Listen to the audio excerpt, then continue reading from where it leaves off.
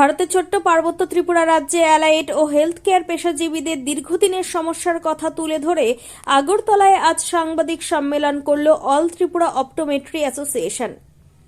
সংগঠনের পক্ষ থেকে পুলক বণিক নামে একজন অপটোমেট্রিস্ট ত্রিপুরার মুখ্যমন্ত্রী ডক্টর মানিক সাহার নিকট দাবি রেখেছেন Tripura state allied health care council পুনর্গঠন ও অপটোমেট্রিস্ট নিয়োগ না হওয়ায় পেশাগত নিবন্ধন নিয়োগ ও স্বীকৃতির ক্ষেত্রে গুরুতর সমস্যা তৈরি হয়েছে। এনসিএ-এইচপি অ্যাক্ট 2021 অনুযায়ী ত্রিপুরার সক্রিয় কাউন্সিল থাকা বাধ্যতামূলক হলেও ত্রিপুরায় তা এখনও বাস্তবায়িত হয়নি। এর ফলে সরকারি হাসপাতাল, সিএইচসি ও পিএইচসিগুলিতে অপটোমেট্রিস্টের ঘাটতি দেখা দিয়েছে। চোখের রোগ নির্ণয়, দৃষ্টিশক্তি পরীক্ষা এবং এনপিসিবি অ্যান্ড ভিআই কর্মসূচির কাজ ব্যাহত হচ্ছে।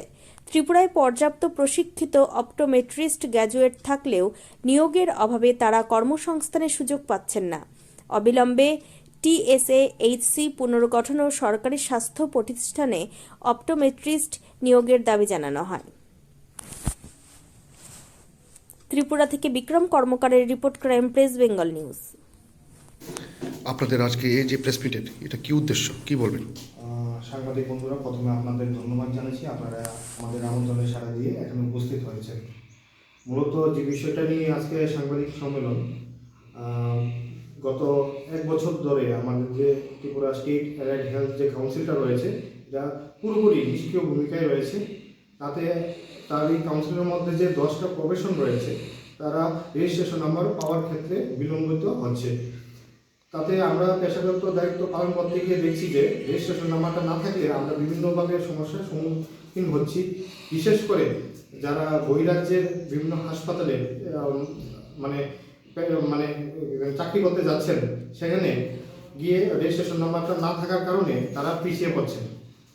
তাই আজকে আপনাদের মাধ্যমে আমরা ত্রিপুরা রাজ্যের ডাইরেক্টর, হেলথ সেক্রেটারি এবং সর্বোপরি রাজ্যের মুখ্যমন্ত্রী মানিক সাহা স্যারের কাছে আমরা আবেদন করব যে যাতে এই বিষয়টা গুরুত্ব সহকারে দেখা হয়। কারণ professor doctor Manik Saha sir নিজেই একজন চিকিৎসক। উনি এই বিষয়টা বুঝবেন যে একটা ইম্পর্টেন্স কি আছে যে একটা রেজিস্ট্রেশন নাম্বারে, এবং কাউন্সিলটা গঠন হলে, কারণ কাউন্সিলটা গঠন হলে আমাদের যে সমস্যাটা ছিল সেটা মোটামুটি একটা আসবে, সমাধানের পথ বেরিয়ে আসবে। কারণ একটা কাউন্সিল হলো একটা অভিভাবকের মতো। আমাদের পেশাগত দায়িত্ব পালন করতে গিয়ে আমরা বিভিন্ন যে সমস্যার সম্মুখীন হই, তা কাউন্সিলের মাধ্যমে, আলোচনার মাধ্যমে সমাধান করার ক্ষেত্রে একটা কাউন্সিল মুখ্য ভূমিকা পালন করে। সেই সঙ্গে আমাদের যে ত্রিপুরার যে হেলথ সেক্টরটা উন্নতির ক্ষেত্রেও একটা কাউন্সিল গুরুত্বপূর্ণ ভূমিকা পালন করে আসছে, আমরা পূর্বে লক্ষ্য করেছি। এই জন্য আজকে অল ত্রিপুরা অপটোমেট্রি অ্যাসোসিয়েশনের পক্ষ থেকে যে 10টা প্রফেশন রয়েছে, তাদের হয়ে আজকে এই সাংবাদিক সম্মেলনটা করলাম।